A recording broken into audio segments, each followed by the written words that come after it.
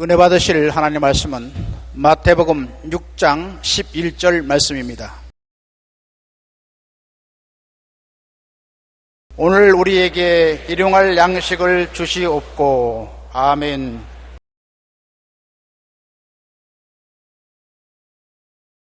오늘 저는 우리에게 일용할 양식을 주옵시고라는 제목으로 말씀을 나누겠습니다. 돈은 만악의 뿌리라고 말하는 사람이 있습니다. 반대로 돈은 만 가지 선의 뿌리라고도 말합니다. 우리가 알다시피 돈 그 자체는 선도 아니고 악도 아닙니다. 돈을 쓰는 사람에 따라서 선하게 쓰면 선하게 되고 악하게 쓰면 악하게 되는 것입니다.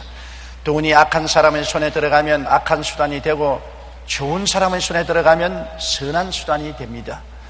우리 신앙인은 돈, 즉 물질에 대하여 어떠한 마음을 가져야 할까요? 사람들은 말하기를 예수를 잘 믿으려면 가난하고 헐벗고 굶주려야 된다. 예수를 잘 믿으려면 물질적인 일에 대해서 전혀 관심을 가지지 말아야 된다. 이런 말을 하는 사람들이 있습니다. 그러나 사람의 말을 따라서 결정하지 말고 하나님께서 성경에 뭐라고 말씀하셨는가, 그것을 우리가 알고 그대로 따라야 되는 것입니다. 우리는 하나님을 바라보고 하나님의 말씀을 쫓아서 신앙생활을 해야지, 사람들의 의견과 사람들의 생각을 따라서 신앙생활을 해서는 안 되는 것입니다. 구약시대 하나님의 사람과 물질에 관한 관계에 반해서 하나님 뭐라고 말하고 있는지 우리가 보아야 될 것입니다. 먼저 인간의 최초 거주지는 에덴 낙원이었다고 말합니다. 여러분, 낙원이라고 한번 생각해 보십시오. 여러분 마음속에 어떤 생각이 납니까? 낙원이 헐벗고 굶주리고 황폐하고 광야가 된 곳을 보고 야, 이건 낙원이다, 그렇게 생각할까요? 그렇지 않으면 여러분 상상 속에 최고로 기와요초 만발하고 먹기에도 좋고 보기에도 아름다운 실과와 꽃이 많이 피고 열매 맺고 아름다운 시내가 흐르고 새들이 노래하는 기가 막힌 좋은 것을 생각할까요? 어린아이들이라도 좋은 것은 보고 좋다고 말하고 나쁜 것은 보고 나쁘다고 말합니다. 하물며 우리가 낙원을 보고 이거 나쁘다, 좋지 않다, 그렇게 말할 사람은 없을 것입니다. 하나님은 아담과 하와를 위해서 에덴 낙원을 만드셨던 것입니다. 하나님께서 지으신 낙원의 풍요로움과 아름다움을 성경에는 보기에도 아름답고 먹기에도 좋은 나무가 나게 하셨다고 말하시고, 창세기 2장 11절로 12절에 첫째의 이름은 비손이라 금이 있는 하윌라 온 땅을 둘렀으며 그 땅의 금은 순금이요 그곳에는 베들레헴과 호마노도 있으며 라고 말했습니다. 이것은 에덴 동산에서 흐르는 강줄기를 따라서 그곳에는 금도 나고 순금도 나고 진주도 나고 호마노도 나고 온갖 보석이 다 난다고 말한 것입니다. 그러므로 하나님이 아담과 하와에게 주신 에덴은 형용할 수 없는 아름다운 낙원이요 그곳에는 금은 보화가 가득한 곳이었다는 것을 보여주고 있는 것입니다. 그 다음에 우리가 성경에 보면 하나님의 사람 노아를 보십시다. 여러분, 노아가 가난하고 헐벗고 굶주리고 빈손 들었으면 120년 동안 어떻게 방주를 지었겠습니까? 거대한 방주를 지을 만큼 큰 부자였습니다. 하나님은 노아가 480세 때 인간을 땅에서 멸망시키겠다고 알려주시고 120년 동안 방주를 짓게 하신 것입니다. 성경에는 창세기 6장 3절에 야훼께서 이르시되 나의 영이 영원히 사람과 함께 하지 아니하리니 이는 그들이 육신이 됨이라. 그러나 그들의 날은 120년이 되리라 하시니라. 120년 동안에 노아는 방주를 짓는데 모든 생기 있는 동물과 곤충들이 다 방주에 들어올 만큼 큰 배를 지었습니다. 요사이 이런 배를 지으려면 거대한 회사나 국가가 돈을 대야 될 터인데 노아는 혼자서 120년 동안에 그 많은 목재와 그 많은 인원들을 거느리고 배를 지을 만큼 부자였습니다. 노아가 털털이 아무것도 없는 사람이었으면 방주가 아니라 보트도 한 마음 못 지었을 것입니다. 그러므로 노아는 굉장한 부자였습니다. 또한 믿음의 조상 아브라함을 보십시다. 75세에 가나안에 와서 빈털터리가 되었지요.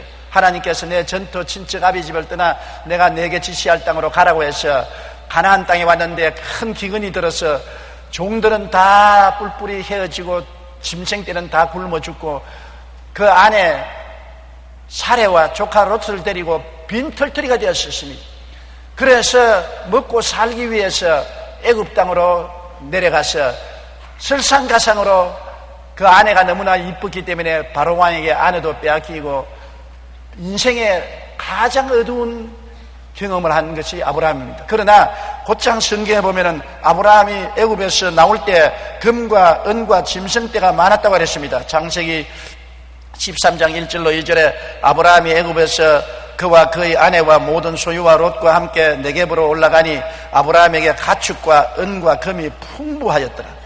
그가 가나안 땅에서 빈손 들고 애굽에 내려갔으나 애굽에서 모욕과 고난을 당했으나 하나님이 물질적으로는 그에게 가난하게 만들지 않았습니다. 애굽에서 있을 동안에 하나님은 가축과 은과 금을 풍부하게 허락하여 주셔서 큰 부자가 되어서 가나안 땅으로 돌아올 수 있게 한 것입니다.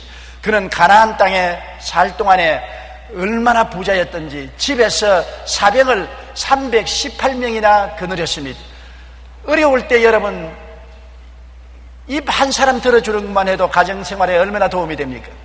그런데 아브라함은 318명을 집에서 사병으로 먹이고 입히고 기르고 월급을 주며 썼습니다. 롯이 적군에게 포로로 잡혀갔을 때 아브라함이 318명의 사병을 거느리고 밤중에 습격해서 적을 물리치고 롯을 구해온 사건을 성경은 기록하고 있는 것입니다. 창세기 14장 14절과 16절에 아브라함이 그의 조카 사로잡혔음을 듣고 집에서 길리고 훈련된 자 318명을 거느리고 단까지 쫓아가서 모든 빼앗겼던 재물과 자기의 조카와 롯과 그의 재물과 또 부녀와 친척을 다 찾아왔더라고 말한 것입니다. 아브라함은 하나님이 복을 주셔서 정말 큰 부자였습니다. 그 아들 이삭을 장가 보내기 위해서 아람 땅에 보내 아내를 구하게 했을 때 그 사돈들 집에 가서 종 엘리에셀이 뭐라고 말했습니까? 창세기 24장 35절에 야훼께서 나의 주인에게 크게 복을 주시어 장성하게 하시되 소와 양과 은근과 종들과 낙타와 나귀를 그에게 주셨다고 말한 것입니다. 종의 입으로 직접 사돈들 집안에 가서 아브라함은 큰 부자요 은과 금이 풍부하고 짐승떼도 많고 종들도 많다고 자랑을 했던 것입니다.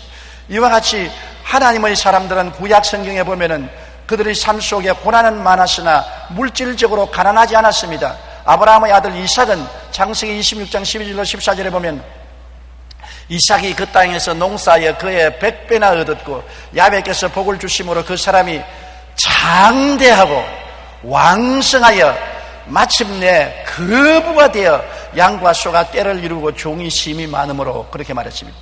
하나님을 믿으면 가난하게 되어야 된다고요? 하나님을 믿은 대표적인 사람들이 가난 안 했는데 어떻게 합니까?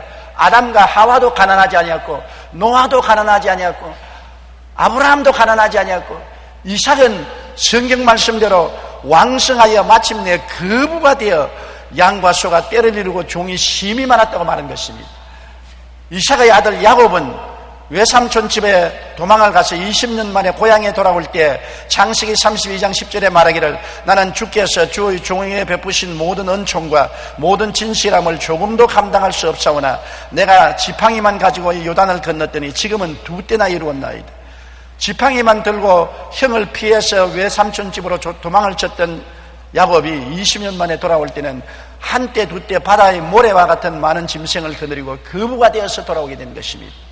이러므로 여러분 구약시대를 통틀어 볼 때 하나님을 섬기고 충성한 주의 백성들이 고난은 많이 당했지만은 물질적으로 헐벗고 굶주리고 남에게 구걸하는 생활을 하지 않았다는 것을 우리가 잘 알 수 있는 것입니다. 아브라함과 그의 동시대에 살았던 욥도 보십시오. 욥은 동방에서 제일 가는 부자였습니다. 마귀의 시련을 겪어서 한때 큰 고통을 당했으나 하나님은 다시 배로 축복을 해준 사실을 볼 수 있는 것입니다. 하나님의 은총은 우리에게 빈털터리가 되게 하는 것이 아니라 풍부하게 축복을 허락해 주는 것이 우리 하나님이신 것입니다. 하나님이 천지와 만물을 지으셨습니다. 천지와 만물이 다 하나님의 것입니다. 하나님께 충성하는 사람을 빈손 들고 돌려보낼 리가 만무한 것입니다. 성경이 우리에게 밝히 보여주고 있는 것입니다. 이스라엘 백성들이 애굽 땅에서 나올 때 하나님께서는 빈손 들고 나오지 않고 금과 은을 애굽 사람에게 풍부히 받아서 나왔었습니다. 그들을 광약한 광야에 살게 한 것이 아니라 젖과 꿀이 흐르는 가나안 땅에 살게 하겠다고 약속을 하신 것입니다. 우리 하나님은 그러므로 물질 문제에 관해서 인색하지 않으십니다. 우리가 인생을 살면서 하나님 앞에 많은 시련과 고난을 받는 일은 있습니다만, 그러나 하나님이 우리를 헐벗고 굶주리고 빨갛게 놓아서 살게 하지는 않았던 것입니다. 그것은 구약시대의 일이고 신약시대의 하나님과 사람과 물질의 관계는 다르다고 말한 사람이 있습니다. 뭐라고 말하면, 예수님은 하나님의 아들이지만 이 땅에 오셔서 풍찬 노숙을 하고 가난하게 살았다고, 예수님의 발자취를 따라가려면 우리도 헐벗고 굶주리고 빈손 들고 살아야 된다고 하는 사람이 있는 것입니다. 여러분, 예수님이 가난한 이유는 우리의 가난을 대신 갚기 위해서 그렇게 했다고 성경이 말하고 있는 것입니다. 고린도후서 8장 9절에 우리 주 예수 그리스도의 은혜를 너희가 알거니와 부유하신 이로서 너희를 위하여 가난하게 되시면 그의 가난함으로 말미암아 너희를 부유케 하리 하심이라. 아버지가 아침 일찍 일어나고 저녁에 늦게 누우며 온갖 고생을 하고 물질을 모았습니다. 자손을 잘 먹이고 잘 입히고 좋은 대학에 공부시키고 좋은 생활하게 합니다. 그러나 자손은 말하기를 나는 이 생활을 할 수 없습니다. 아버지가 나를 위해서 얼마나 고생을 하고 수고하며 밤늦게 주무시고 아침 일찍 일어나며 온갖 고생을 다 했는데 나도 아버지를 따라서 고생을 해야지 풍부하게 살 수 없습니다. 그러면 아버지가 뭐라고 말했습니까? 야, 이놈아, 정신을 바로 차리라. 너가 잘 먹고 잘 입고 편안하게 살게 하려고 내가 온갖 고생을 다 해서 모아놨는데 왜 생각을 그렇게 잘못하느냐? 아니요, 나는 아버지의 발자취를 따라가렵니다. 내가 너를 고생 안 시키려고 고생을 했는데 왜 내 고생을 네가 또 하려느냐? 그렇게 말할 거라는 것입니까? 주여, 주님의 발자취를 따라가기 위해서 헐벗고 굶주리고 가난하고 풍찬 노숙을 하며 살겠습니다. 예수님이 아니야, 너의 가난함을 내가 대신 짊어지고 나의 가난함을 통해서 너로 부욕케 하려고 내가 고생을 했으니 나를 믿는 너희는 가난에서 벗어나기를 바라노라. 그렇게 주님께서 말씀하는 것입니다. 예수님의 가난은 대속의 가난이었다는 것을 우리가 잘 알아야 되는 것입니다. 성경에는 갈라디아서 3장 13절에 그리스도께서 우리를 위하여 저주를 받은바되사 율법의 저주에서 우리를 속량하셨으니 기록된 바 나무에 달린 자마다 저주 아래 있는 자라 하였습니다. 이는 그리스도 예수 안에서 아브라함의 복이 이방인에게 미치게 하려 함이라고 말한 것입니다. 저주를 받는다는 것 얼마나 무서운 일인 것입니까? 저주의 가시체를 주님께서 머리에 쓰시고 쇠가시에 찔리고 십자가에 못 박인 것은 우리를 아담과 하와 이후 받은 저주에서 해방시키기 위해서 값주고 사기 위해서 고난당했다고 말한 것입니다. 예수님이 지불한 그 고통을 우리가 다시 지불할 필요가 없는 것입니다. 그러므로 주님의 가난은 우리를 대속하기 위한 가난이었다는 것을 알아야 되는 것입니다. 그러면 또 말할 것입니다. 예수님의 제자들은 헐벗고 굶주리고 가난했습니다. 여러분, 예수님의 제자들의 가난은 선택한 가난인 것입니다. 예수님의 제자들이 앉아서 장사를 하거나 농사를 짓거나 사업을 할 수 없지 않습니까? 온 천하에 다니며 만민에게 복음을 전가하기 때문에 어느 곳에나 안주하지 않고 늘 여행을 하고 복음을 전해야 되므로 가난할 수밖에 도리가 없는 것입니다. 마가복음 6장 8절로 9절에 여행을 위하여 지팡이 외에는 양식이나 배낭이나 전대의 돈이나 아무것도 가지지 말며 신만 신고 두 벌 옷도 입지 말라. 주님께서는 세상의 물질에 염려하고 집착하지 말고 마음을 다하고 뜻을 다하고 정성을 다하여 복음을 전하기 위해서 홀가분하게 나아가서 복음을 전하라고 말한 것입니다. 그러나 무엇을 먹을까, 무엇을 입을까, 무엇을 마실까, 무엇을 신을까, 어느 곳에 거할까는 주님께서 돌봐 주시겠다고 말한 것입니다. 제자들이 복음을 전가할 때 굶어 죽은 사람 한 사람도 없습니다. 핍박을 당하여서 순교를 당한 제안은 있지만은 굶어서 죽지는 않았습니다. 주님께서는 그때 그 열악한 환경에서 아무데 의지할 것 없는 정체 없이 떠돌아다니면서 복음을 전하는 제자들에게도 먹이고 입히고 신겼습니다. 그러나 제자들은 선택한 가난이었습니다. 오늘날 또 부유하게 살 수 있는 사람이 자기 일생을 던져서 복음을 위하여 가난하게 된 사람들이 많지 않습니까? 여러분, 사도들과 복음 전도자들은 스스로 나그네 생활을 선택한 것입니다. 예수님께서 마태복음 8장 20절에 여우도 굴이 있고 공중의 새도 거처가 있으되 인자는 물이 둘 곳이 없다고 하신 것처럼 예수님의 제자들은 오늘은 이 동네에서 내일은 저 동네로, 오늘은 이 나라에서 내일은 저 나라로 항상 떠돌아다니며 나그네 생활을 하니까 앉아서 돈을 벌 여가가 없는 것입니다. 부유의 집을 짓고 부귀영화를 누리며 살 수 있는 그러한 처지가 못된 것입니다. 스스로 태간 가난이었었습니다. 알버트 슈바이처 박사 같은 사람은 독일을 떠나서 저 아프리카의 험한 오지에 들어가서 산 것은 자기가 선택한 것입니다. 선택한 가난이었습니다. 테레사 수녀가 가장 가난한 인도의 칼가타의 빈민굴에 들어간 것도 자기가 선택한 가난이었습니다. 이것은 다른 사람을 구원하고 행복하기 위해서 내가 누릴 수 있는 것을 스스로 포기했기 때문에 십자가의 구속의 은총에 참여하는 것으로 상이 굉장히 클 것입니다. 그는 장차 얻을 상을 위해서 이 땅에서 누릴 수 있는 축복과 특권을 포기한 것입니다. 여러분도 스스로 복음을 위해서 모든 것을 다 내어 번져버리고 스스로 가난을 택한 것은 칭찬하고 찬양할 일입니다. 그러나 그렇지도 않은데 헐벗고 굶주리고 가난해서 교회의 짐이 되고 나라의 짐이 되고 일가 친척의 부담이 된다면 이것은 하나님의 뜻이 아니라는 것을 알아야 될 것입니다. 우리 주님께서는 우리에게 분명한 물질관을 갖기를 원하시는 것입니다. 그 물질관은 무엇이냐? 우리는 아담의 자손이 아니라 그리스도 안에서 새로운 피조물이 되고 새로운 피조물이 되었으므로 아담의 저주에서 해방되었다는 것을 깨달아 알라는 것입니다. 아담은 에덴에서 저주를 받아 쫓겨났지만은 우리는 예수 그리스도 안에서 저주에서 해방된 사람이라는 것을 알아야 되는 것입니다. 우리의 조상은 아담이 아니라 예수 그리스도인 것입니다. 우리는 구인류가 아니라 신인류가 된 것입니다. 그러므로 그리스도 안에서 우리는 저주에서 해방이 되었으므로 집에 들어와도 축복이 있고 들에 가도 축복이 있고 적반적 그릇을 만져도 축복이 따르는 사람이라는 것을 알아야 되는 것입니다.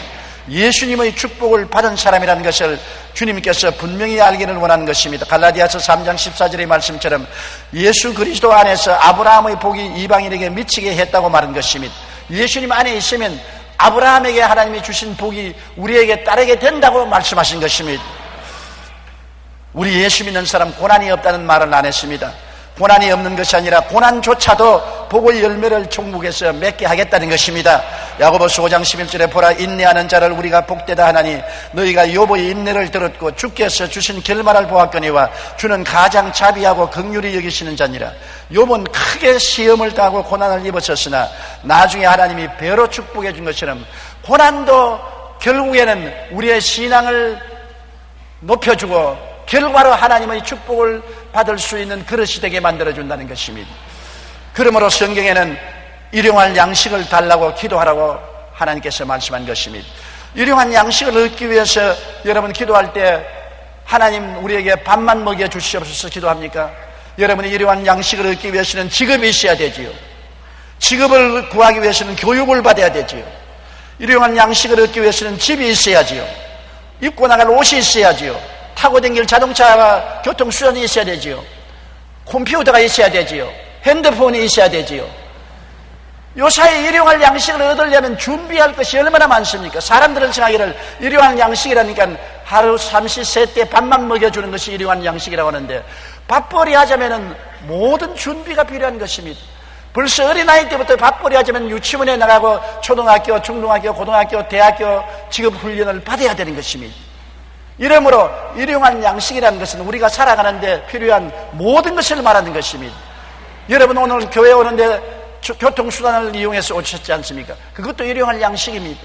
여러분 옷을 입고 계시지 않습니까? 옷 안 입고 직장에 가할 수가 없지요. 일용할 양식입니다. 집이 있어야 쉴 수 있지요. 집도 일용할 양식인 것입니다. 우리가 살아가는 데 필요한 모든 것이 일용한 양식으로 주님께서 일용한 양식을 기도하는 것은 우리가 살아가는 데 필요한 모든 것을 기도하는 것입니다. 그것이 하나님의 뜻입니다. 내가 살아가는 데 필요한 자동차면 자동차 달라고 기도해야 되는 것입니다. 내가 살아가는 데 필요한 핸드폰이면 핸드폰 달라고 기도해야 되는 것입니다. 내가 살아가는 데 필요한 집이면 집 달라고 기도해야 되는 것입니다. 내가 살아가는 데 건강이 필요한다면 건강을 달라고 기도해야 되는 것입니다. 이 모든 것이 일용할 양식을 달라는 기도인 것입니다. 빌립보 4장 19절에 나의 하나님이 그리스도 예수 안에서 영광 가운데 그 풍성한 대로 너희 모든 쓸 것을 채우시리라. 한두 가지 쓸 것이 아닙니다. 모든 쓸 것을 채우시는 하나님, 이 하나님이 이 모든 쓸 것이 바로 우리 일용할 양식인 것입니다. 우리가 그 나라와 그 일을 먼저 구하면 이 모든 것을 더하리라고 했던 것입니다. 말라기 3장 10절로 12절에 만군의 야훼가 이르노라 너희의 온전한 11조를 창고에 들여 나의 집에 양식이 있게 하고 그것으로 나를 시험하여 내가 하늘의 문을 열고 너희에게 복을 쌓을 곳이 없도록 붙지 아니하나 보라. 만군의 야훼가 이르노라 내가 너희를 위하여 메뚜기를 금하여 너희 토지 소산을 먹어 없애지 못하게 하며 너희 밭의 포도나무 열매가 기한진에 떨어지지 않게 하리니 너희 땅이 아름다워짐으로 모든 이방이 너를 복되다 하리라. 하나님께서는 우리가 일용할 양식을 구하면서 하나님의 축복해 주신 11조를 하나님께 드리면 우리에게 모든 일에 복을 부어주겠다고 약속하신 것입니다. 그러므로 주를 잘 섬기는 사람에게 주님께서 화나 저주를 주겠다고 말씀하지 아니하시고 일용할 양식을 주시고 복을 주겠다고 약속하신 것입니다. 켄타키 프라이 치킨 집 앞에 서 있는 마음씨 좋아 보이는 할아버지 창업주 샌더스는 6살 때 아버지를 잃고 12살에 어머니마저 재혼하여 그들을 떠난 이후에 그의 삶은 파란만장한 고난의 연속이었습니다. 65세 때 그동안 어렵게 모았던 모든 재산을 잃고 파산해서 아내도 떠나버렸고 엎친 데 덮친 격으로 아들도 죽어서 너무나 슬퍼서 정신병이 걸렸습니다. 정신병원에 입원해서 있을 동안에 하루는 정신병원 교회에서 찬송 소리가 들렸었습니다. 그 찬송을 따라서 교회에 가서 울어 엎드려 눈물을 흘리고 통회하고 자복하고 회개하고 예수님을 구주로 모시고 구원도 받고 정신병에서 노예남을 받았습니다. 정신병에서 노예남을 받아서 길거리 나왔는데 집이 있습니까? 아내가 있습니까? 자식이 있습니까? 나이가 젊습니까? 65살이 된 노인이 무엇을 합니까? 그래서 하나님께 엎드려 기도했습니다. 하나님, 예수를 믿는 사람에게는 주님께서 일용할 양식을 주신다고 했는데 나는 집도 없고 가족도 없고 있을 곳도 없고 나이도 이제 65살인데 일용할 양식을 허락하여 주시옵소서. 하나님께서 그에게 지혜를 주셔서 닭고기를 굽는 기술을 주셨습니다. 열심히 훈련을 하고 시험을 해본 결과에 11가지 양념으로서 닭튀김을 개발해서 켄터키 프라이드 치킨을 창시하고 너무나 이 닭고기가 잘 팔려서 대기업이 되어 65세에 창업을 해서 80세에 억만장자가 되었습니다. 그 다음에는 자가용 비행기를 타고 전 미국에 다니면서 복음을 전가하다가 90세에 세상을 떠났었습니다. 여러분, 주님을 의지하면 젊은 나이에만 하나님이 돌봐주는 게 아니라 65세 파산해서 정신병이 걸렸어도 재기하여 80의 억만장자가 될 수가 있는 것입니다. 나이에 상관없어요. 예수 믿으면 젊은 나이나 늙은 나이나 주님께서 함께 계셔 복을 주시면 들어가도 복을 받고 나가도 복을 받을 수 있는 것입니다. 그러므로 예수 믿는 생활은 복받는 생활인 것입니다. 오늘날도 세계 지도를 펼쳐놓고 보십시오. 인류 국가가 된 나라는 과거에 조상들이 잘 믿었든지 지금 자기들이 잘 믿었든지 주를 경계하고 섬기는 사람마다 그 나라마다 머리가 되고 꼬리가 되지 않고 위에 있고 아래 내려가지 않고 남에게 꾸어줄지라도 꾸지 않은 나라가 된 것을 알 수 있는 것입니다. 옛날에 하나님을 잘 믿었던 소련이 하나님을 버리고 공산주의를 택하고 난 다음에 얼마나 비참하게 망한 사실을 우리가 알지 않습니까? 우리가 교회 문을 닫으면 하나님은 하늘 문을 닫아버리는 것입니다. 우리가 교회 문을 열어놓으면 하나님은 하늘 문을 열어놓는 것입니다. 우리 한국에 5만 교회가 있다는 것은 5만 교회 문을 열어놓고 하나님이 5만 교회의 하늘 문을 열어 제껴놓았다는 것입니다. 교회가 많이 설수록 하늘 문은 더 넓게 열리고 축복의 비는 더 힘차게 내려오는 것입니다. 성경에는 남아 돌아가는 삶이 아닌 부족함이 없는 삶을 주겠다고 말한 것입니다. 우리가 흥청망청 살라고는 말하지 않았었습니다. 시편 23편 1절에 야훼는 나의 목자시니 내게 부족함이 없겠다. 우리가 삶에 부족함이 없이 축복을 해주겠다는 것이지 흥청망청 살게 만들어주겠다는 약속은 하지 않은 것입니다. 우리 하나님은 굉장히 근검절약하시는 하나님인 것입니다. 예수님께서 오병이어로 5,000명을 먹이고 난 다음에 부스러기를 다 주워 모으라 하셨습니다. 12바구니 부스러기를 주워 모았었습니다. 낭비는 주님께서 절대로 허락하지 않은 것입니다. 오늘 우리 사회의 가장 큰 문제는 너무나 낭비를 한다는 것입니다. 우리 한국의 음식 쓰레기가 엄청나게 많습니다. 먹을 만큼 먹으면 좋은데 너무 낭비를 많이 하는 것입니다. 우리 한국의 음식 문화가 달라져야 돼요. 서양 사람들도 음식을 먹을 만큼만 먹고 일본 사람들도 상에 올라오는 음식은 깨끗이 먹고 치워버리는데 우리 한국은 먹고 난 다음에도 새로 수많은 사람이 먹을 만큼 음식을 남깁니다.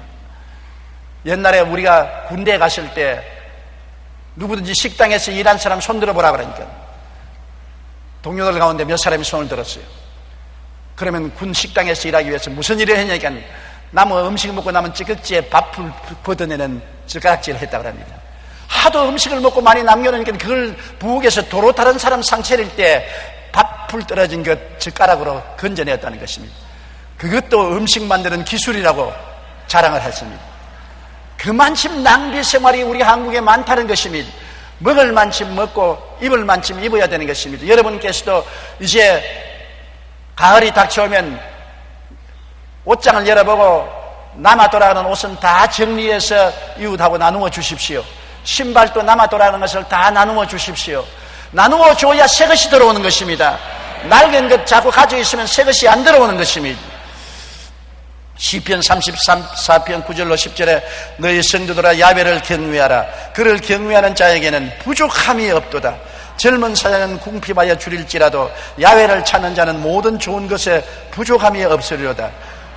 하나님께서 낭비하라고 말씀하지는 아니하시나 부족함이 없게 해주겠다고 말씀한 것입니다. 그러므로 우리가 일용할 양식을 달라고 기도할 때 하나님께서 기뻐하시는 기도를 어떻게 해야 되겠습니까? 여러분, 우리는 항상 하나님께 일용할 양식을 달라고 기도하고 하나님께 응답을 받지만은 그러나 돈이나 물질을 사랑치 말아야 되는 것입니다.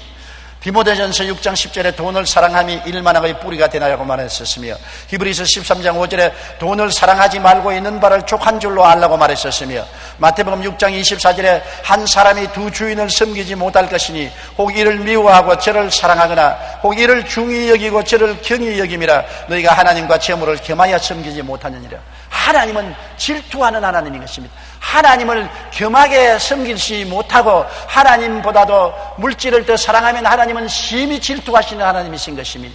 우리는 마음을 다하고 뜻을 다하고 정성을 다하고 목숨을 다하여 하나님 제일주의로 사랑하고 살아야지 돈이나 물질을 사랑하면 안 되는 것입니다. 돈이나 물질은 우리가 사용하는 물질에 불과하지 그 우리 마음을 사로잡아서 우리가 그를 사랑하면 하나님이 진노하시는 것입니다. 하나님이 의지하시고 그 물질을 빼앗는 것입니다. 그러므로 여러분 마음속에 우리 주 예수 그리스도와 하나님 아버지를 사랑함이 완전히 심령을 점령하고 돈이 우리 마음을 점령하지 못하게 해야 되는 것입니다. 린드버그는 1932년 당시 프로펠러 하나 달린 단발 비행기를 몰고 테스양을 처음 횡단한 영웅입니다. 수많은 사람이 그 일에 도전했다가 생명을 잃었습니다. 이후 그는 파리를 가게 되었는데 그가 온다는 소문에 수십만 명의 인파가 몰렸습니다. 어느 큰 담배 회사 사장이 이 기회를 이용해서 자기 회사에 담배 광고를 하고 싶었습니다. 린드버그에 다가가 담배 한 개비를 주면서 말했습니다. 선생님, 이것을 손에 끼워도 좋고 입에 물어도 좋습니다. 포스 한 번만 취해 주십시오. 그러면 사진 한 장당 5만 달러, 약 5천만 원을 드리겠습니다. 지금부터 70년 전에 5만 달러면 어마어마한 액수입니다. 그러나 엄격한 믿음을 가지고 있던 린드버그는 사람들 앞에서 그 사람 정면에 쳐다보고 이렇게 말했습니다. 선생님, 저는 세례받은 교인입니다. 담배 피울 수 없습니다. 이 말은 다음날 바로 파리 신문에 대서특필로 나왔습니다. 그의 말을 듣고 그 당시 경건한 그리스도인들이 얼마나 감동을 받았던지 즉시 성금 10만 달러를 모아서 린드버그에게 전했었습니다. 우리 그리스도인들은 린드버그의 이러한 자세를 배워야 합니다. 하나님이 기뻐하시는 삶은 돈이나 물질을 사랑해서는 안 된다는 것입니다.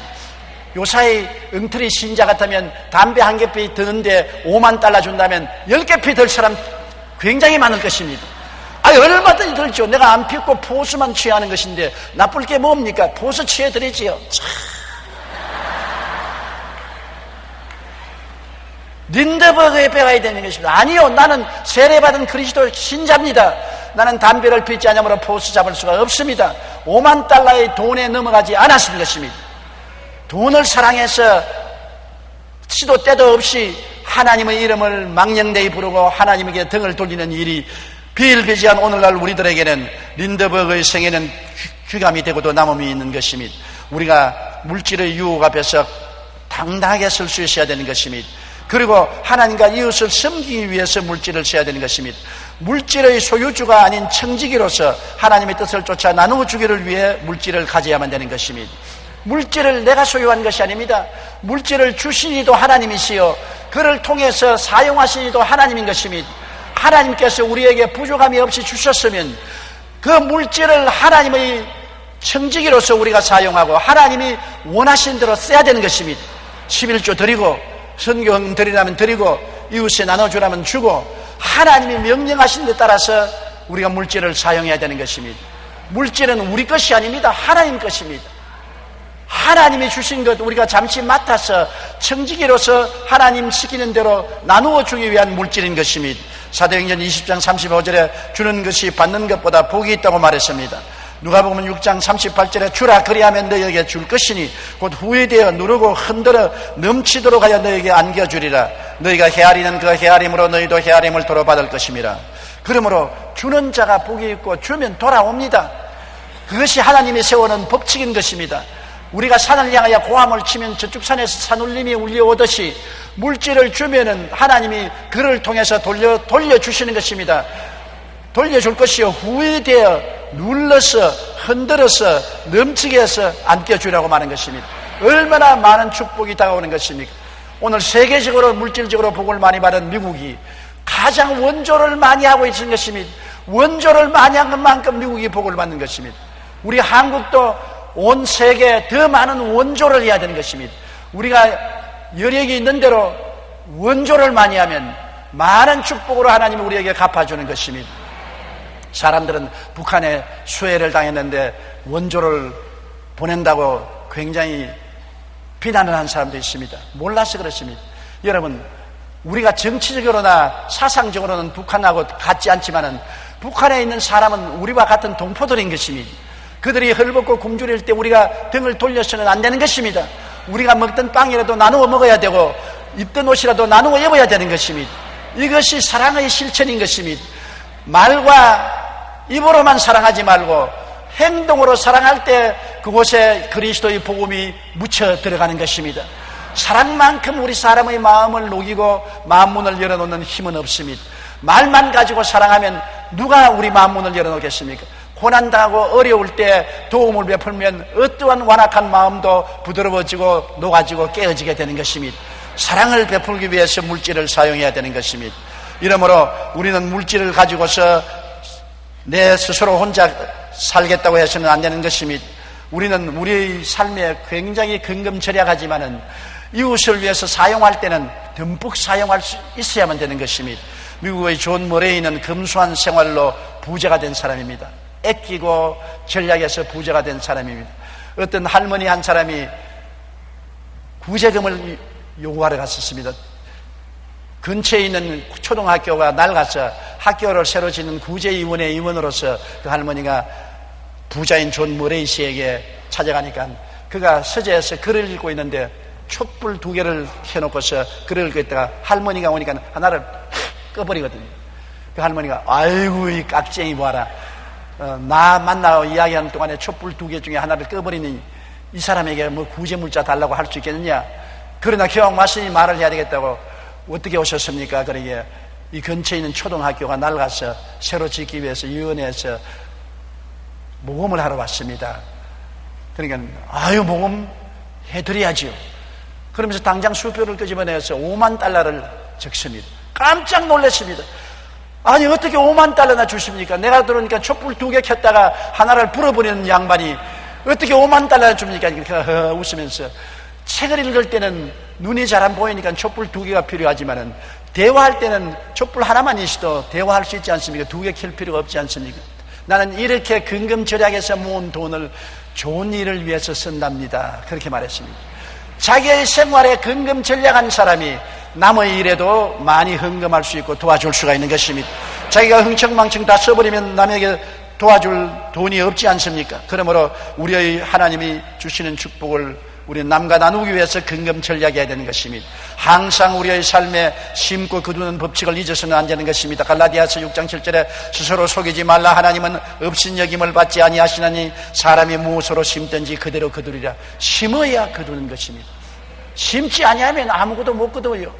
내버려 놓으면 황폐하게 되거나 잡초가 무성하게 되고 마는 것입니다.